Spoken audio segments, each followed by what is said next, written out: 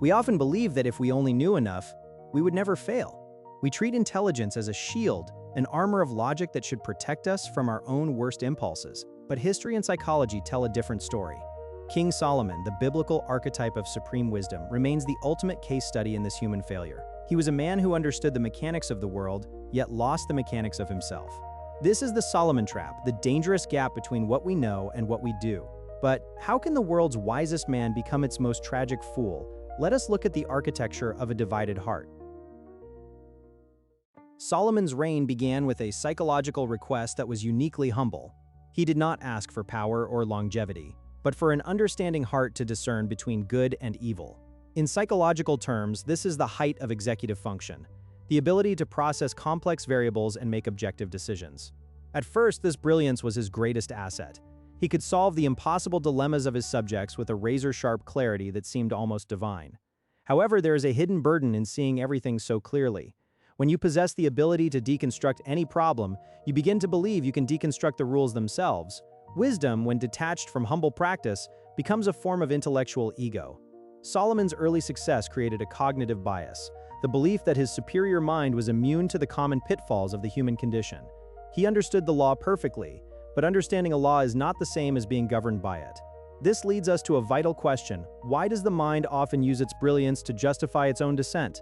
The answer lies in the slow, almost imperceptible erosion of the core. Character collapse rarely happens in a single dramatic moment. Instead, it is a series of micro-compromises.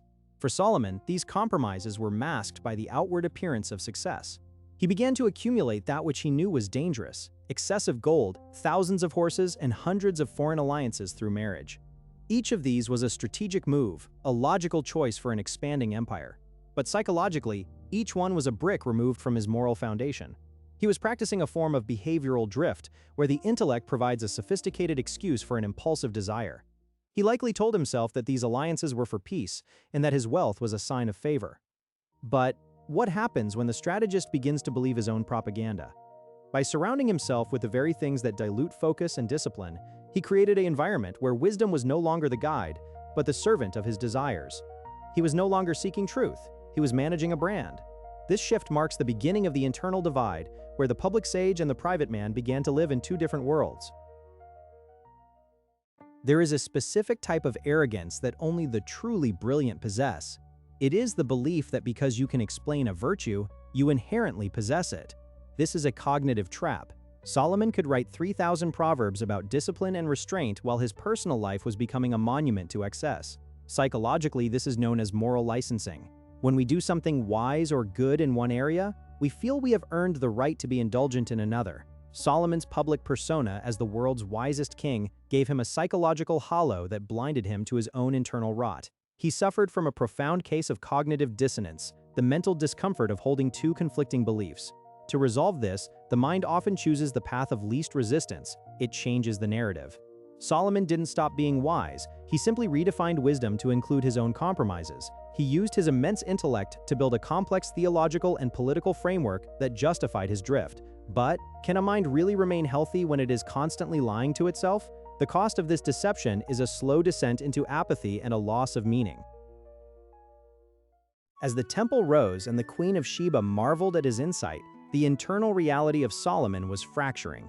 Maintaining a persona of absolute wisdom is an exhausting psychological labor. When your identity is tied to being the one who knows, you lose the freedom to be the one who struggles. This creates a profound sense of isolation. Solomon was surrounded by people who sought his advice, but he had no one to hold him accountable. In the absence of true mirrors, people who can see us for who we are rather than what we represent, the ego begins to expand unchecked. The public Solomon was a symbol of order, but the private Solomon was increasingly a victim of chaos. This fragmentation is a warning for every modern high achiever. When the gap between your public reputation and your private habits becomes too wide, the bridge eventually collapses. For Solomon, this collapse didn't manifest as a physical defeat but as a psychological crisis of meaning. He had achieved everything, known everything, and possessed everything, and yet he found himself utterly empty. In the book of Ecclesiastes, we see the final stage of the Solomon trap. The tone is no longer one of confident proverbs, but of weary observation. He uses the word hevel, often translated as vanity, but more accurately meaning breath or vapor, everything he pursued through his wisdom had become smoke in his hands.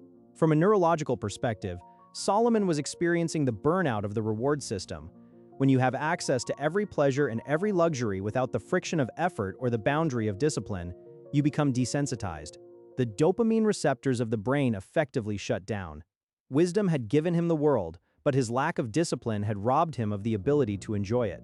He was a wise fool who had mastered the external world only to find he was a stranger in his own mind. He realized, perhaps too late, that intellectual mastery is worthless if it leads to a heart that can no longer feel. The tragedy of Solomon is a reminder that the mind can provide directions, but only the heart can provide the fuel for the journey. And a divided heart can only lead to a destination of regret. So, what is the ultimate lesson for those of us living in an age of information? We live in an era where information is more accessible than ever before. We can analyze our flaws, read about psychology, and listen to the greatest thinkers with the tap of a finger. We are, in many ways, the most informed generation in history. But are we any wiser? The Solomon trap is more relevant today than ever. It warns us that knowing the right path is not the same as walking it. We often use our intelligence to curate our social media feeds, to craft our resumes, and to debate ethics, while our private habits remain undisciplined and our hearts remain divided. True self-mastery is not an intellectual exercise. It is a practice of integrity. It is the alignment of the mind that knows with the heart that chooses. Solomon's story teaches us that if we do not integrate our brilliance with a humble commitment to character, our own minds will eventually become our prisons. We must stop using our intelligence to justify our drift and start using it to anchor our souls. Because in the end, wisdom without discipline is just a sophisticated way of being lost. The lesson of Solomon is clear. Intelligence is a tool, but character is the hand that wields it. Do not let your brilliance become a blind spot. Seek to bridge the gap between what you know and how you live. If you found this psychological analysis valuable, subscribe and join us as we explore more archetypes of the human soul. Thank you for watching, and remember, the greatest wisdom is the courage to be honest with yourself.